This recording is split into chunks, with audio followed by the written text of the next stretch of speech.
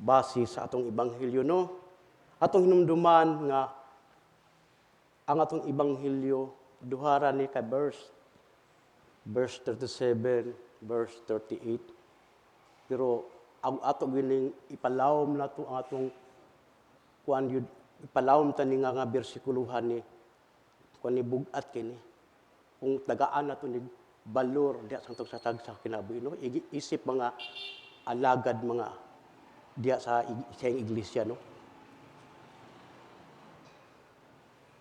Balikon ko, no, nga kini nagkunpunta kini kanato kanatong tanan. Labi na sa atong Ebanghelyo. Balikon ako ang versikulo 27 nga nag-ingon, bulahan ang babay nga mao'y nagsabak o nagpasuso kanimo na.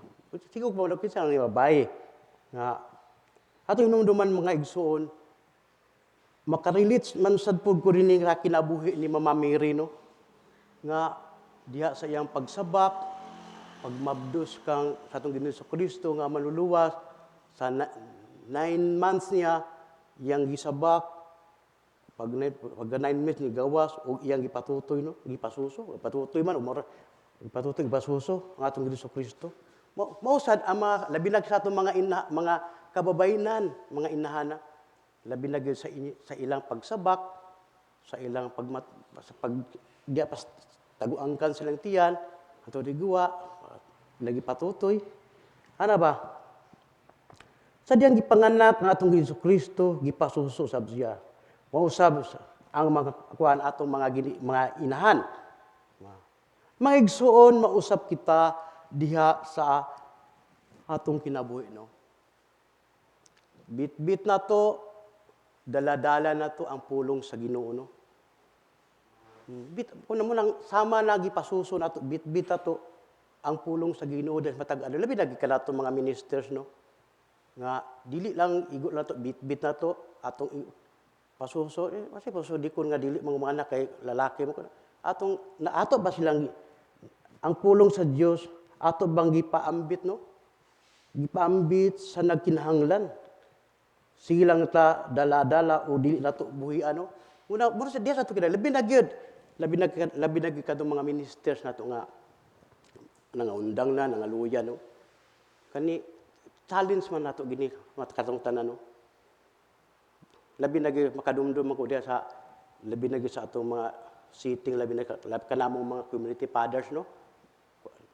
Nga walay hunong mi pagpahimangno diya labi na gyud sa atong mga membro, no. Nga paunsa nato sila mahibalik diha. Mauban nato diha sila sa atong pagsimba, pag-alagad sa Ginoo, no. Ako'y nadunggan nga kung maluya ta, kinsa na may mudasig nato ang atong mga membro labaw pong nangaluya. Aning kamot kita?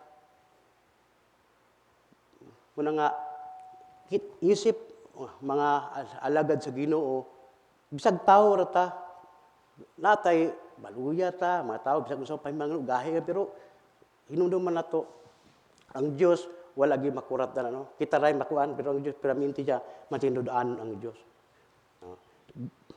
Apan sa diha sa bersikulo 28, no. Apan namingon si Jesus, apan si Jesus mitubag, bulahanin nun sila nga namati sa pulong sa Dios ug nagtuman niini. Atong basahon sa Hebreo kapitulo 4 versikulo 12 ngadto sa 13, no. Kay ang pulong sa Dios buhi ug maabtik ug mas hait pa kay bisan unsang espada nga duhay sulab. Mudulot kini hangtod sa kinaladman sa kalag ug sa espiritu, hangtod sa dapit diin nag-abot ang lutahan ug ang kauyukan. Nag-usisa kini sa mga tinguha ug hunahuna sa kasing-kasing sa tao.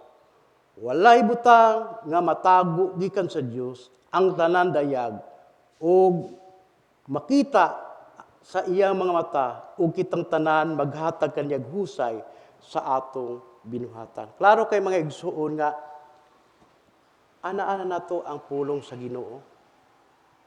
Napakoy isa ka verse atong basaho sa Lucas 23:29 nga nag-ingon.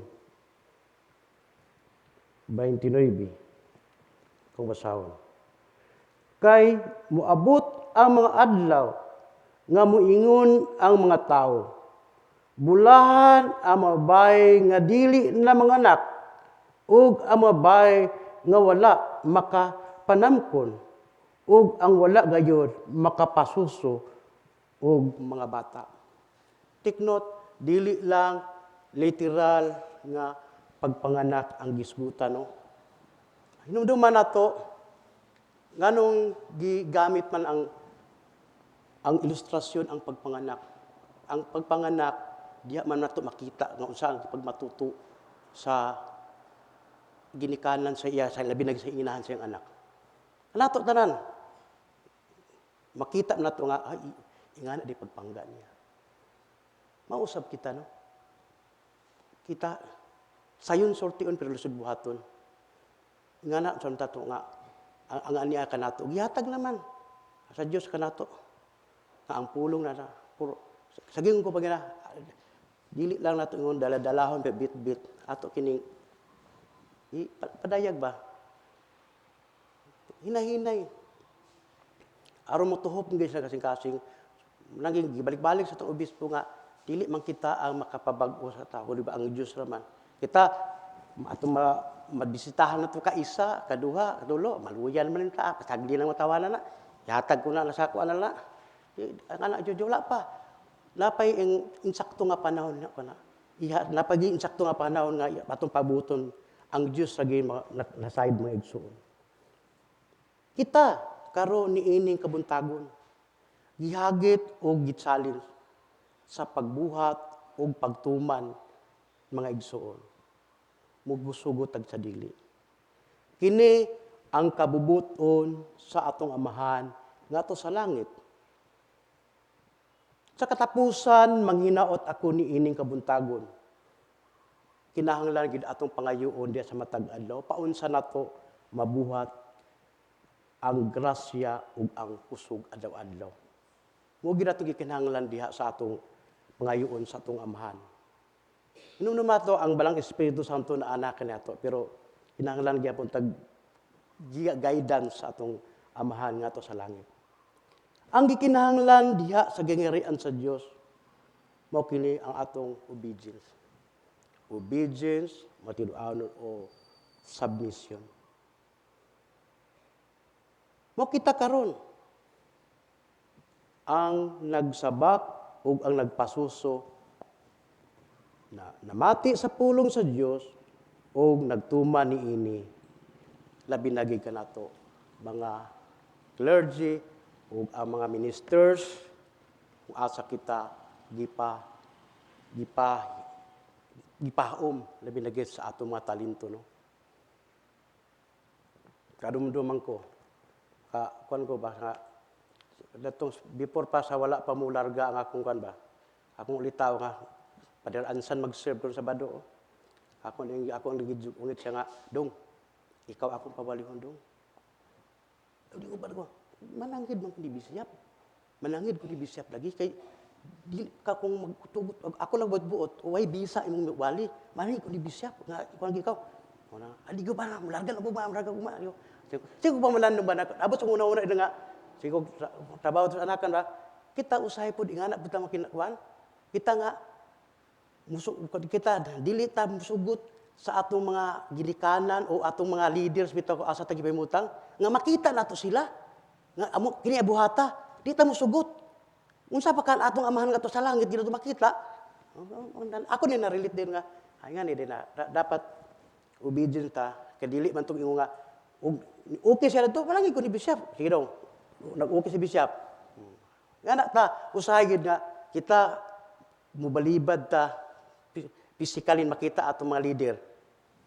How much ang atong amahan ngadto sa langit? Paunsa ta matiduanon diha kaniya sa atong mga tawag diha sa adlaw-adlaw. Sa Ginoo pa nga dili man putanan nga Maria tanan panahon na imoy Maria unsa nga oras, apoy Marta, daghan mga Marta na to. Atong Maria, lasay sa buntag, Monday to Friday, ang Sabado 6:30, ang atong Sunday 7:30. Ang Marta naman, wala nga, gitsalin ta, paun sa kita, matinud-ano, no? Diya sa atong pag-alagad. Labi na gyud sa atong mapadayunon, diya sa pagbuhat sa kabuton sa Dios. Mo na itong Ebanghelyo, gihang tanan sa pagpanindog.